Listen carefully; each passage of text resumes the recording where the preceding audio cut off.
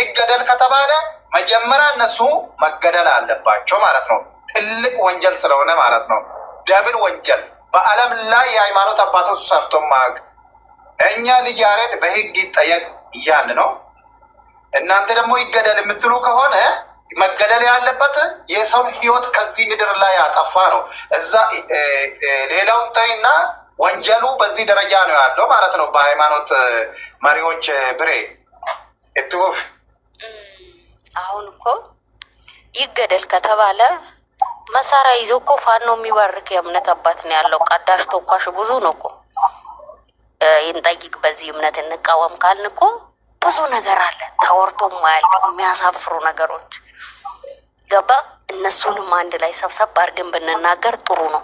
ትናንትና እነ ኢዮዳብ እነ ዮኒ ማኛ እነ ሞታ ቀራኒው ገብርኤል አማራ የታለ ተታመልኩ አይደል እንዴ ሲል ወጥቶ ያልተናገረ ዛሬ ልጅ ያሬድን መጥቶ አንዳንድ በስሙ ኦሮሞ የሚነግዱ አሉ።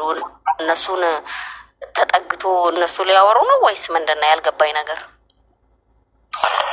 እነሱ እንኳን አጠየቁ ቤሪ አሁንም እነዚህ ጠራሻቸው ግለሰቦች ተመሳሳይ አዋጆች ወጥቶባቸዋል። እነሱ ከሀገር ውጭ ወይ ይሄ ዘመርኩን ማንንተ ቢስቶ የሃይማኖት መሪ ስላችሁ ጳጳሶቹ ናቸው። በተከናፍ አመንታን ትዳጋሚ ጉያሱን ዮሴራን ለጋፈጁ ደደበል ማልፊ ሶሻል ሚዲያ ረክቲ ገባኒ ሪአክት ጎቹ ደደበል ዮኒ ማኛ ዮፍረት ዮኒ ማኛ አመንታ ሙስሊማስ አመንታ ክርስቲያናስ አመንታ ፕሮቴስታንትስ ሁንዱማ ወለቲ ቀበ ዱኬ ካሳቶ ጋፈ ብየ ገለ ጋፈ ተሜራ ነምኒ ጋፈተ ሂንጁ ዋኢን ልጅ ያሬዲ አከምቲ ኦሮሞ ከነቲ አመንታቲ በቃ ገራሳ ዱኩብሴ ዋይ ከናረት ዘራፍ ኦሮሞን ጀደ ዋን ኦሮሞን ወል በትወኔ ጎለቴፍ ናገላ ሂንጁ ማይኒ ዮሰምኒ ከሲ ኡልፌሴ ዱጉማ mootummaan si ulfeessa kabaja siif qabaata yoo sabni kee kabajaa siif hin qabaanne garuu mootummaan kabajaa maalii siif qaba kanaaf uummanni kuni uummata kabajaa beekaa isaatiif aartii isaatiif aartistii isaatiif asoosa isaatiif waan hundumaafuu kabajaa hin qabne uummata qabeenya isaa hin tiskine uummata agartuu isaa hin eegganne uummata yeroo hundumaa waan hamaa sirra barbaadu malee gaarii sirra hin barbaanne ummata akkasii kana mootummaan maal godha maal atiif abbaan kee yoo protect singone bar yeroo jollummaa keeti abbaa barbaade tudduu keessa dhiidee si ergata tiksee aga shibee kanii aga golaatti oromoon gaafa mammaa ummanni kun ummata gowwaa ummata ilaa yoo diini sirratti duule walii sirratti duulu yoo diini si nyaachuudha jedhe si nyaachisu ummata akkasiiti ummanni kun jechuudha kanaatiif ummata keenyaan of deebi'aa laalaan jedhaan liyyaadhu yoo ta'e gaafa abashaa wajjin nu hojjechaa ture kabajaa qaba ture qabeenya qaba yeroo tokko sanyikoo dhiifama dubbii adda adda simutuudhaaf miti daawwitiin sharii fi qobantii argaan jira uummata hin arrabsinii jedhanii maaloo uummata keenya please wanna asirratti hubachuu qabdan ilaala mucaa kana jechuudha jechinni fayyadame yookaan jechinni jedhee sirriidhaa dogoggoraan sun ilaalcha siyaasaatiif waan laalamuudha ilaalcha ammoo namoota open ta'anii jechuudha saayinii osoo goone amantaan kun kootiidhaan yookaan kan saatiidhaan dimshaashatti callifamee murtee kennama osoo hin taane akkuma namummaattuu namni tokko yeroo miira keessa galee jedhe bar sadarkaa lubbuu ofii ajjeesuu kan deemu ilmi namaa lubbuu caala wanti jaallattan jira baay'isa wayii jiru bal lubbuu kee sadarkaa ajjeesuu ilma namaa wanti qaqqabsiisu xiqqii baay'ee dhabeti jecha namaati miti of course erga kana ta'ee jedhee namni sun itti yaadeeti moo unfortunately what happened ta'e sana adda baafadha please mucaa kana inni enjoy godha yeroo baay'ee yeroo TikTok irra seenee jedhu nama tapha jaallatu kolfata darbata comedy da bu'uurumti isaatu comedy akka dhuftee falfalee abbaan fedhe dhuftee ani comedy da jettee asirratti diddigtuu kana jechuudha legendii comedy di mucaa moo jechuudha isinii galee qoosaalee adda addaa jechuudha waggaa 14 dura jechuudha isinii galee har'a garuu eenyummaa isaa beeke ijoollee finfinnee irratti guddatte eenyummaa isaatti deebi'ee gaafa inni sabboonummaa leellisu gaafa inni ofitti booru gaafa inni waa'ee Oromoo gochuudhaaf ol kaka'u ummanni sun jechuudha mucaa kana maqaa balleessuu jedha. Obsa deemee hundinuu Isa wajjin dhugaadha koomentii jalatti koomentii hordoftoota amantaa kanaa gadi argaa jira. Dhiifama namoonni gasii keessa jirtan carraa isin kenna isin jalaan saamaa jira. Koomentii jalatti warri barreessan hordoftoonni amantaa ortodoksii keessa. Isin warri musliimotaa yeroo darbe yeroo waan akkasii deemu warra amaaraa wajjin hin taataniin irratti duulaan turre koomentii akkasii dubbisaa jirtu. Ilmi namaa kamtuu ilaalcha ofii isaatiin sammuu isaa keessa waa yaaduu murteeffata. Ani suni isin dogoggortaniittu nuti sirrii jirra nu dogoggorreerra isin sirrii jirtu jechuudha. Maaliif hundi keenya ilaalcha mataa keenyaaf yaadna waan ta'eedha. Yeroo kamiyyuu yoo ta'e jedhe fakkeenyaaf namni amantaa ortodoksii hordofu kan Itoophiyaa keessa ta'ee biyya keenya keessa ta'ee Oromoos ta'u kan Baatas ta'u Silxees ta'u Affaar Guraagees ta'u ortodoksummaadhaan akka amantaa isaaniitti wal ijaaruu waliin hojjechuu waliif hojjechuu kuni mirga dhuunfaa isaaniiti. Komii tokko gaafii tokko irraa hin qabu. Because amantaan optionii hin qabu. Isinii galee garuu amantaa dahoo godhamee hojiin adeemu yeroo kamiyyuu fudhatama hin qabudha kan amma jechaa jiru. Fakkeenyaaf Oromoon isinumti warri amantaa ortodoksii hordoftan obboleewwan kiyya fakkeenyaaf Haydarii malee sanyii Gadaa amma amantaa kama iftuunii fi amantaan kiristaanaatiin kan wal qabatudha jedhee yaada obboleewwan keenya kun laman inni beeku waan ta'eedhaaf jechuudha waan jiru. Oromoon keenya waa biraa miti sinodoosii gaafa Oromoon jechuudha isinii galee Oromoon of ta'ee qeesii baaphaasii kun of saabbisaa koomantii kana jala jira saadii damee waa'ee isaanii rakkoo isaanii irra qabu shuuf keessatti maxxansa mana keessatti rakkoo saabbisaa bedduu keessan miidiyaa irratti jechuudha isinii galee guyyarraa isaan dararaa oolu jechuudha isinii galee even bakka itti murteeffamee akka isaan barsiisanitti hundeeffamanitti ergaman illee kan barsiifne godhee ishee adda addaa irratti dalagama jechuudha isinii galee afaan Oromootiin qaddasuu hin danda'u waan jedhamuudhaan jechuudha. Fakkeenyaaf Islaamni tokko Islaama amantaa kootiin afaan Oromootiin dhufee sheekni ana Oromoodha waan ta'eedhaaf afaan Oromootiin daawaa naaf kun barnoota amantaa naaf kennu yoon jedhe mirga dhuunfaa kootiin naaf hin kabaju yoo ta'e jedhe suni anaaf sheeka miti jechuudha. Siyaasa biraan irratti uffata Amaariffa yoo ta'e alatti sin barsiisu yoo naan jedha ta'e jechuudha sii galee naannoo nan keessa jiru sana keessatti afaan Oromoo uummatu dhaggeeffatu baay'ata yoo ta'e Protestaantii bira deemi. Afaan Oromootiin bakka hundatti faarfannaadhaan maaliin hawaasa isaanii amantaa isaanii barsiisu. Waaqeffataa bira deemi. Kana waan jedhamuudhaan wal qabatee even Oromoon inni hordoftoota amantaa biraallee uummata keenya faana cinaa dhaabbachaa ture jedhe jechuudha. Karaa reaalii jiru jabeessanii beektu. Waan yeroo darbetti kan ammoo masjiida diigamuutiin kan wal qabatu ta'e jedhe hedduun keessan ni hubatu. Geessanii waan kana shira mootummaadhaan dalagamu kana kaamsuudhaaf akka waan tuulamaa yookaan ammoo maal tuulamaaf jedhee Islaamni du'e hin jiru. Finfinnee jedhee Islaamni du'e hin jiru. Kuni waan walitti dhufu miti. Inni waan sanarraa faayidaa argachuuf dalagu akka faayidaa isaatti geeffan. Nuti ammoo namoonni hubannoo hin qabne fakkaatonni akka kiyyaa kan barnoota hin qabne waanuma fuuldura keenyatti arginu qofa irratti murtee kennu isaa mirga ilaallee waa wayii hubachuu wanni jedhamu bira hin jirtu. Dhiifa manaaf godhaati. Dafnee waa murtee seenaloon nama sirra jiru. Kaleessa irratti waan bahee jedhe hin beektu. Caalaa Bultumeetii fi Andu'aalam Gosaa wal qabate. Waa meeqa miidiyaa irratti deemaa ture jedhe. Waa meeqa jara keenya hin jarjariin atas gabbaa'a. Kanaafuu isa akkasitti hubadhaa. Kan amma obboleessa keenya Lijaa Reediyoo ta'e jedhe kan Oromoo yeroo ta'u wanti hundi zuumii wanni ta'u kun still now hanga yoonaallee sirna mootummaa Oromoo biyya bulcha jedhamu keessallee fooyya'insa argataa hin jiru. Baala gizeedha kan jedhamu eenyuun akka ta'ee fi baala idaa kan jedhamu eenyuun akka ta'e adda wallaalleera. Diina bira yeroo dhandeen saba Oromummaa keenyaa fi mootummaa keessatti akkas godhaara jennee Oromoo tulbaana jibbama. Kadhataa Oromootiin illee amaaduu summii tokkotti kennu jiru. Finfinnee keessa deebiin jiraadha. Ndaargaan jira waan hin ta'u wallaahi isa dhugaan isinii jedha. Isinii galee Finfinnee keessa yeroo deemtan kan harka isin jala qabu Oromoon amma dura kadhaa hin beekne Oromoon kadhattuudhaan kan jedhamu. Kunoo Haydara Bibilisuma hojjettee hin argina inni maaliif biyya kana keessatti. Oromoon amma aadaa godhatee kadhannaa jechuudha. Baala gizummaan isa qabee. Namootni ammoo quufanii samii keessa dhukaasa bananii guyyaa waareedhaan jechuudha baasanii deemaa jiru. Warra akkasii sanan dimshaashatti fuudhanii maqaa waliin dhaaba. Hunduu Oromoodhaan waan ta'eef. Kanaafuu wantoota akkasii kana seecca'anii walhubachuu yoo dandeenye dhaloota amma wanti tokko kan walhubachiisuu qabnu dhaloonni dimshaashatti waa wayii dubbachuu osoo hin taane murteessuu osoo hin taane bitaa mirga ilaalee osoo godhee osoo dubbatee osoo hubatee gaariidha waan jedhu jechuu barbaadeeti. Iftuu dinqaa dubbadhu dhiifama Abdii Haydar garuu turteetti waan ta'eef. Asirra waan dubbadhu qabu waan jechuu barbaadanii beektaa uummanni Oromoo kun beektee karaa siyaasaas taanaan karaa amantiis taanaan nuti barnoota saayinsii dhabne osoo hin taane barnoota Oromummaa manguddoo nama guddaa ta'ee nu gorsu dhabne beektaa. Barnoota Oromummaa nama ta'ee nu gorsu. Nama ta'ee Oromoon kun maal akkatti akkamitti akka wal kabaju akkamitti akka wal bulchisa kana dhabne malee dhuguma rabbiin sinin jechuudhaaf barnoota saayinsistii miti kan dhabne. nama tokko dhiifama gaafachuun immoo wallaalummaa isaa akka balleesse beekee ilmi namaa ta'uu kan dhiifama gaafatu.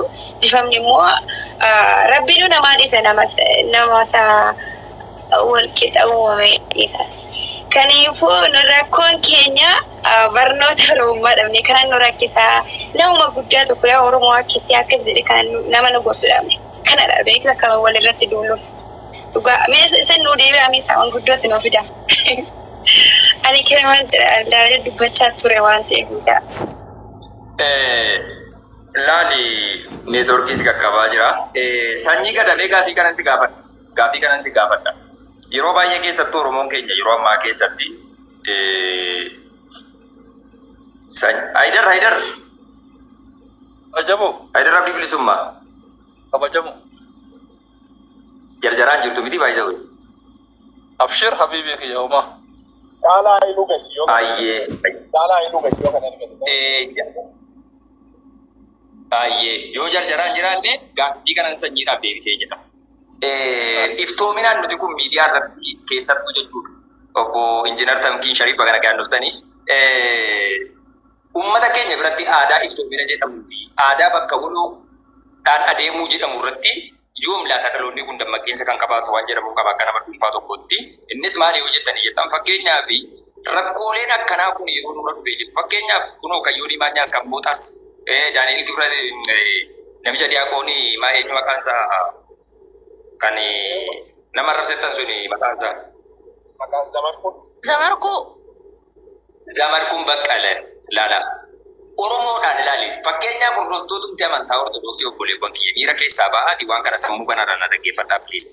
Sammuu banaa godhaatii jechuudha. Saayidii osoo hin goone yookaan ati musliima waan taateef akkana jettanii kaatanii shashatti hin kaa'inaati sammuudhuma keessan banaa godhaa dhaggeeffadhaa. Ani osoo barsiisaan amantaa tokko yookaan amantaa Islaamaa tokko jechuudha. Saba wayii jechuudha. Maqaa isaan hin qabne maqaa fokkataa wayiitiin jechuudha. Waamaa saba tokko osoo arrabsaa ba'ee dubbaatti akkamittiin barsiisaa amantaa koo hin jedhee fuuldura isa godha. Namichi isin akkana jettanu gaallaa samaa beetaa qabaan maaliin waan jechaa yeroo isaan dubbataa turan akka amantaattis yoo ta'e jedhi jara keenya hin beektu hedduun keessan amantaa Ortodoksii keessa warri jirtan dhiifama naa godhaati. Hin beektu hedduun keessan amantaan gaallaan ibsareen masjiida waa meeqa dhaggeeffachaati kan danne waan ta'eedhaafi kun ammoo mucaa kana jechuudha. Obboleessa keenya kana jechuudha. Dogoggorra isaa dogoggora jedhee hubatee miira keessa galchanii tuqanii rikardii mee sa'aatiin sana rikardii malee barbaachisa diinko itti yaadame bilis. Mucaa kana bar viidiyoo akka waraaban wanti gochiise inni guddaan akka inni miira keessa galee deebii bada deebisu waan beekan oofi koomantii jalatti jechan taane barreessu. Samboona mucaan strike of godha jechuudha isinii galee. Miira keessa yeroo galchee jedhu jechuun inni fayyadamu sana isaan aarsuudhaaf. Namni si arrabsu barsiisu faarsu baay'isa wayii. Ati amantaadhaan dhuftee gaallaa gannata gabaam gaallaa min jettee yeroo arrabsituuni deebii maalii si deebisuu qaba mucaan kun. Gaallaan eenyummaa isaadha. Amantaan kee gaallaa jedhiiti ilma namaa tokko ilma rabbiin uumee jedhe tokko ilma namaatiin akkas jedhi jedha. Akkas jedhanii osoo arrabsan miira keessa galee deebii akka isoo deebise akkamitti nama kana beektee akka jecha hammeen jedhe wanti inni dubbatu sirrii jechaa jiru deebiin dubbachaa jira. Kanaafuu kan isaanii waa meeqa yeroo Oromoo jedhan yeroo amantaadhaan jedhan amantaa Islaamaa amantaa Ortodoksii Pirootestaantii waa hedduu yeroo dubbatan argaa ta'eenya isinii galaa jira miti. Kan mucaa kanaa kun maaliif akkasitti guddatee mul'achuu danda'e? Maaliif uummanni keenya miidiyaa irratti kaleessa ba'anii yeroo isaan ba'anii viidiyoo maxxansan hedduun isaanii jechuudha. Qabamee hidhamuu qaba. Guyyaa isaa 24 yoo ga'ee jedhe akkana waa meeqa jedhee dubbachaa turan laayivii isaan jechuudha. Viidiyoon kanneen gama sarara maxxanfamu hedduu argan ture jedhe. Isaan dhiibbaa uumanii waan kana success godhanii jiru. I think obboleessi keenya kun eessatti akka hidhame maaliif akka hidhame dhiba maaliif akka hidhame waan real ta'e jechuudha informationii guutuu yookaan ammoo dhugaa ta'e wanti qabnu hin jiru. Kanaafi namni keenya kun ilaalchuma namni asirratti oomishuuf kana hanga yoo biitti fudhataa ittiin adeema maaliif waliin dubbifne waluma dubbisu mannaa babiisa jedhan sana jechuudha. Sila Dr. Gammachuu moo eenyudha jechi isaanii naaf taana baay'isoo dhiifama naa godhaati. Oromoon kun afaan Amaariffaatiin yaadee afaan Oromootiin dubbata jedhani beekte. Yeroo baay'ee jechoota keenya yeroo hiikkannu afaan Amaariffaarraa Oromeeffadha. Mannaa babiisa jedhamu sana jechuudha. Maali rakkoon keenya guddaan ilaalcha siyaasaa yoo gargar taane amantaa yoo gargar taane shira diinni fidee nurra kaa'u kana fudhannee maali nama keenyatti deebinee dhagaa darbii namaaf waliin obsine maaliif waliif hin hubanne waan jedhamu sana hanga tokkorraa dubbadhuuti. namoota dhugaa hedduu kabaju jaalladhuus keessa jirtu kan akka Injiinar Damkii Shariif fa'ii Haydara Bibilisummaa Gannii fa'ii dabareedhaan itti fuftu. Isii kana gabaabsee jira nu dubbadhu Sanyii Gadaa. Dabaree Haydara fa'ii osoo kan itti natti tola. Elaa garuu ani akkanatti fakkaatu. Baay'ee. Wadarraa dubbadhu ani inuman jira. Ayyee. Haydaroo. Oo kabajamu. Egaa atis fakkeenyaaf jechuudha Finfinnee kana keessa jirta. Finfinnee keessa jiraachuu qofa osoo hin taane miidiyaa hawaasummaas waliin fayyadamna. Waa baay'ee hin argina. Akka miidiyaa irratti dubbatamutti Oromoon baala giseedha. Akka Ormi jedhutti Oromoon baala giseedha. Sababa yeroo ammaa Oromoon aangoorra jirtuuf inni mootummaa mormus, inni mootummaa deeggarus, inni siyaasa kana keessaa qubayyuu hin qabne sababa Oromoo ta'e qofaaf ilaalchi hammeenyaa wayii itti kennama. Saboota warra soddaatiin. Gariin ammoo jechuudha maqaa Oromoo kanaan finxiixee jechuudha beektee halkaniin manatsarii yookaan aayigilaasii kaannee deema jedhu. Halkan dukkanaanii bara aayigilaasii. Xilaafaa hin qabadhee deema jedhu. Aduun hin jiru, roobni hin jiru. Halkaniin jechuudha bara. Sadarkaa kana namni keenya daangaa dabree jira gadi. Wantoota akkanaa kan attamitti wal simsiifne miis infoormeeshinii waan jedhamu ammas kan bira rakkoo guddaa kan nu keessattuu waan jiru Oromoo keessatti. Dhugaa rabbii namni keenya infoormeeshinii waan jedhamurraa fagaannee irratti fakkaata. Waanuma miidiyaa irratti dubbatame immediately deebinee asitti faffacaasuu wayii. Duuba deebinee waan sana qorachuu qulqulleessuu hubachuu wanni jedhamu hin jiru. Dimshaashatti waa kaafuu wayiitu nu biratti baramaa jira. Waan akkanaa kanarraa maal jetta gabaabsee irra dubbatu waan ijaarii sol qabdatee jechuudha. Maammee galatoomii baasanii uummata Oromoo wanti adda godhu akka isaanii dhugaa fi dharaallee walitti laaqnu maammeen reefu dubbataa ture Lijiyaariitti beekamaa waan ta'eef yookaan nama baay'ee jabaa aartistii waan ta'eef qofa osoo hin taane dogongora isaallee lafa kaa'ee bira dabre obsaallee fa'aa akkas hundumti kennaa akkanuma nuti jarri hanga fedhan osoo dogongoranii abbaan fedhe osoo akka barbaade dogongoraa isaanii hin qabataniyyuu walumatti qabanii walitti akaa'u. Gara obboleessi yaadanitti yoo hin deemu dhugaadha akka inni waan san haasa'uuf kakaase yookaan amantaa kanatti qofa osoo hin taane dhugamatti inni qoosee taphatee nama bohaarsee laayif gubbaadhaa deemuudhaaf inni saasanitti. Garuu warroonni koomentii barreessan akka inni waan sana haasa'u afaanii baasanii viidiyoo isa waraabbatanii jiran. Ammoo Lijiyaariidha ammoo koomentiidhaan hoogganamu koomentiidhaan miira keessa inni dogongora. Gartee amantaan illee waan akkasii miira keessa galee waan akkasii jechuun illee dogongora. Booda ammoo dogongora san hubatee jira dhiifama jedhee jira. Erga dhiifama jedhee ammoo wanti godhan tokko illee hin jiru. Biraa hafuutinii booda illee akka inni waan hamaa dubbatu duukaa deemaa hin sodaattee sodaachisne waa hedduu jedhamaa ture. Booda inni illee irraa hafu waa hedduu jijjiiramaa ture. Ammoo akka aartistiin akka nama Oromoo tokkotti aartistoonni keenya Lijiyaariitiin ta'ee Caalaa Bultumee ta'ee Andu'aalameen ta'ee kwaalitii qabaachuu qaban.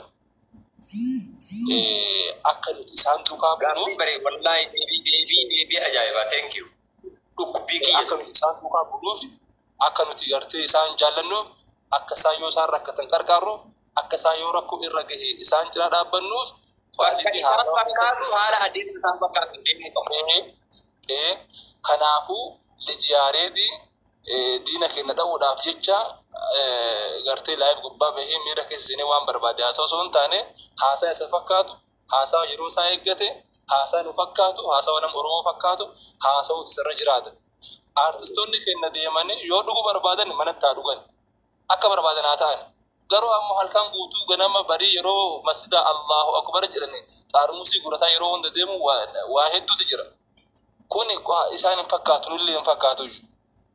Amma wanni Caalaan Bultumee fi Andu'aalam isaan waliin dhaabbatanii waliin gartee akka obboleessaatti inni kaan gidduu isinii rukutan Andu'aalam malee Caalaa fi Andu'aalam waliin buusa tokko illee hin qaban. Miidiyaa hawaasaa gubbatti immoo manni keenya haasaa waliin waan biraati.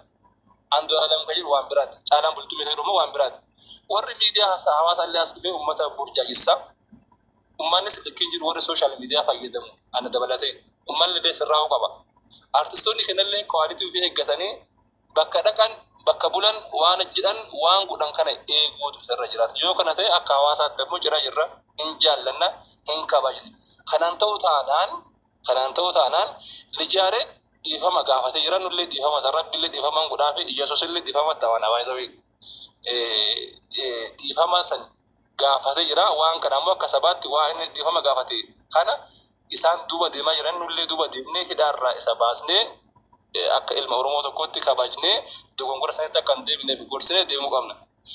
Artistoonni keenya saayibban keenya Caalaa Bultumee Andu'aalamii fi namoonni biraallee akkuma Obsaa Abdiisaa akkuma Ittiqaa Tafarii kanatti araadaan alatti illee jiraachuun hin danda'ama. Yoo araadaan xiqqama jettan ammoo mana keessan keessatti mana babal'aadha. Mana babal'aa qabdanii akka barbaadan mana keessanitti wantaa jedha. Waan achirraa kamuu nun qaanfachiisina, nun salphachiisina. Dogongora akkanaa kana ammoo isinirraan eegnu hangabaabumatti kana jedhamaa miti. Ayyee galatoomini turkiin ganni diimaa agarsiisaa jira. Carraatti aanu garumaa injinar Tarkiin Shariifii fi dabarsaa. Nee turkiin ganni diimaa agarsiisaa ture bara. Kan keessumaa diimaa agarsiisaa dhugaa iskiriinii bilbila kootii seetan wasu waase fakkaatu dhugaa rabbii ana biratti diimaa agarsiisaa ture amma garuu giriinitti deebi'ee jira hayyee ganni qawwee kiyya baga nagaa jalqaba irratti amma gurraachoftee jirta qara diimtuu turte jettee baga nagaa yaadofte miira keessaa ba'ii jalqaba irratti wanni hin jedhu keessattuu ati hordoftuu amantaa ortodoksiiti namoonni hedduun sirraa fakkeenya fudhatu jedhee yaada baay'isa mucaa kana dhugaa rabbiin isiniin jedha akka intala Oromoo tokkotti